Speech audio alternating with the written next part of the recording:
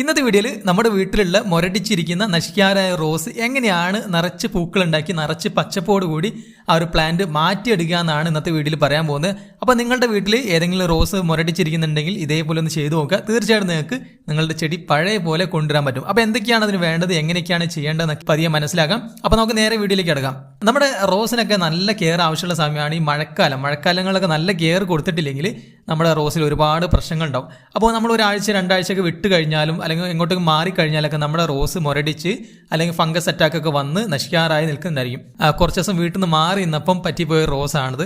ഈ റോസിൽ നിറച്ച് ഫംഗസ് എല്ലാം വന്ന് ഇതിൻ്റെ ഇലകളെല്ലാം പോയി മുരടിച്ചിരിക്കുന്ന ഒരു അവസ്ഥയിലേക്ക് ചെടി മാറിയിട്ടുണ്ട്. അപ്പോൾ ഈ ഒരു ചെടിക്ക് രണ്ട് രീതിയിലുള്ള പ്രശ്നങ്ങൾ നിലവിലുണ്ട്. ഒന്ന് ഫംഗസിൻ്റെ പ്രശ്നമുണ്ട്, രണ്ടാമത്തെ പ്രശ്നം ഈ ഒരു ചെടിക്ക് കൊടുക്കുന്ന വളങ്ങൾ അതിന് സ്വയം വലിച്ചെടുക്കാൻ പറ്റാത്തൊരു പ്രശ്നമുണ്ട്.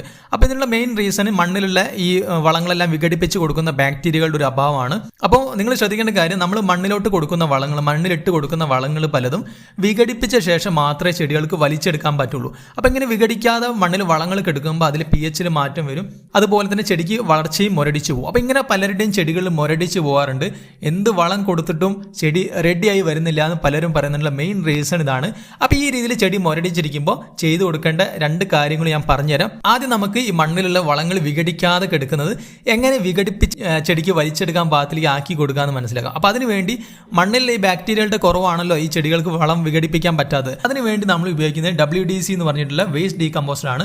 അപ്പോൾ ഇതിലുള്ള ബാക്ടീരിയകൾ മണ്ണിലുള്ള എല്ലാ വളങ്ങളെയും വിഘടിപ്പിച്ച് ചെടികൾക്ക് വലിച്ചെടുക്കാൻ പാകത്തിൽ ഉള്ളൊരു പരുവത്തിലേക്ക് ആക്കി കൊടുക്കും. അപ്പോൾ ഇങ്ങനെ ആയി കിട്ടിക്കഴിഞ്ഞാൽ മാത്രമേ ചെടികൾക്ക് മണ്ണിലുള്ള വളങ്ങളെല്ലാം വലിച്ചെടുക്കാൻ പറ്റുള്ളൂ.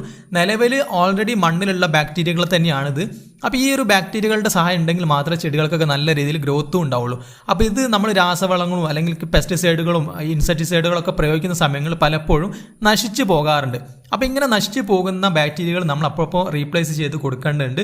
നമ്മൾ സാധാരണ WDC ഇട്ടുണ്ടാക്കിയ വളങ്ങൾ അല്ലെങ്കിൽ കമ്പോസ്റ്റുകളൊക്കെ ചെയ്ത് കൊടുക്കുന്നുണ്ടെങ്കിൽ ഇതിൻ്റെ യാതൊരു പ്രശ്നവുമില്ല. കാരണം ഇത് ഓൾറെഡി ബാലൻസ് ആയിട്ട് തന്നെ നിൽക്കും. പക്ഷേ നമ്മൾ ചില സമയങ്ങളിൽ അത് ഇട്ട് കൊടുക്കാറില്ലെങ്കിൽ മണ്ണിലുള്ള ബാക്ടീരിയയുടെ എണ്ണൊക്കെ വളരെ കുറഞ്ഞു പോകാറുണ്ട്. ഈ സമയങ്ങളിൽ നമ്മൾ ഇട്ട് കൊടുക്കുന്ന കോംപ്ലിക്കേറ്റഡ് ആയിട്ടുള്ള വളങ്ങളൊന്നും വലിച്ചെടുക്കാൻ പാകത്തിൽ വിഘടിപ്പിച്ച് കിട്ടാറില്ല. അപ്പോൾ ഇത് വിഘടിപ്പിച്ച് കൊടുക്കാൻ വേണ്ടി നമുക്ക് ഈ ഒരു WDC ഉപയോഗിക്കാം.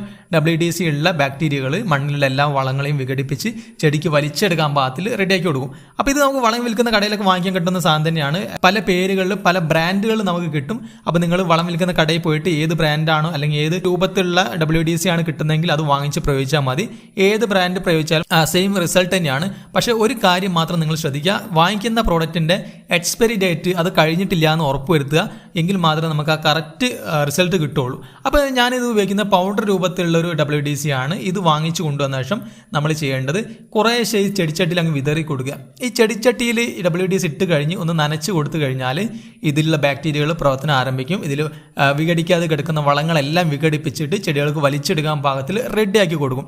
അപ്പോൾ ഈ ഒരു സമയത്ത് നമ്മുടെ ചെടിയിൽ പുതിയ ഗ്രോത്തുകൾ പ്രത്യക്ഷപ്പെടും, പുതിയ ഇലകൾ വരാൻ തുടങ്ങും, പൂമൊട്ടുകൾ വരാൻ തുടങ്ങും. ഈ സമയങ്ങൾ നമ്മൾ ശ്രദ്ധിച്ചിട്ടില്ലെങ്കിൽ ഇതൊന്നും പുതിയ ഗ്രോത്ത് ആയിട്ട് നമുക്ക് കിട്ടില്ല. ഇതെല്ലാം വീണ്ടും ഫംഗസിൻ്റെ അറ്റാക്ക് വന്ന് നശിച്ചു പോകും. അപ്പോൾ നമ്മുടെ ചെടിയിൽ ഓൾറെഡി നിലവിൽ ഫംഗസിൻ്റെ പ്രശ്നങ്ങൾ ഉണ്ടെങ്കിൽ നമ്മൾ നല്ല രീതിയിൽ ഫംഗിസൈഡ് സ്ട്രോങ് ആക്കി അടിച്ചു കൊടുക്കുക. അപ്പോൾ നല്ലൊരു ഫംഗിസൈഡ് അടിച്ചു കൊടുത്തു കഴിഞ്ഞാൽ, ഒരു കോൺടാക്ട് ബേസ്ഡ് ആയിട്ടുള്ള ഫംഗിസൈഡ് അടിച്ചു കൊടുത്തു കഴിഞ്ഞാൽ നമ്മുടെ ചെടിയിലുള്ള എല്ലാ ഫംഗസുകളും പോയിട്ട് പുതിയ ഇലകളെല്ലാം നല്ല പച്ചപ്പോട് കൂടി നല്ല ഗ്രോത്തോട് കൂടി ഉണ്ടാവും. അതിൻ്റെ കൂടത്ത് തന്നെ പൂമൊട്ടുകൾ ഉണ്ടായി വരും. അപ്പോൾ ഈ പൂമൊട്ടുകളൊക്കെ ഉണ്ടായി വരാൻ പ്രത്യേകിച്ച് എക്സ്ട്രാ വളമൊന്നും കൊടുത്തിട്ടില്ല. ഞാൻ ഈ ഒരു WDC തന്നെ കൊടുത്തിട്ടുള്ളൂ. മണ്ണിലുള്ള എല്ലാ വളങ്ങളും ചെടിക്ക് വലിച്ചെടുക്കാൻ പാകത്തിൽ ആ ഒരു WDC മാറ്റി കൊടുത്തുകൊണ്ടാണ് ചെടിയിൽ ഇത്രയും ഗ്രോത്ത് ഉണ്ടായി വരുന്നത്. അപ്പോൾ നിങ്ങൾ കാണുമ്പോൾ തന്നെ അറിയാൻ പറ്റും, നിറച്ച് പൂക്കളും നിറച്ച് ഇലകളും പച്ചപ്പോട് കൂടി വന്നിട്ടുണ്ട്. ഈ ഒരു ചെടി ഈ രീതിയിലേക്ക് മാറി വരാൻ വേണ്ടി എടുത്തത് 1 മാസമാണ്. 1 മാസം കൊണ്ടുണ്ടായ ഗ്രോത്ത് ആണ് ഇതെല്ലാം.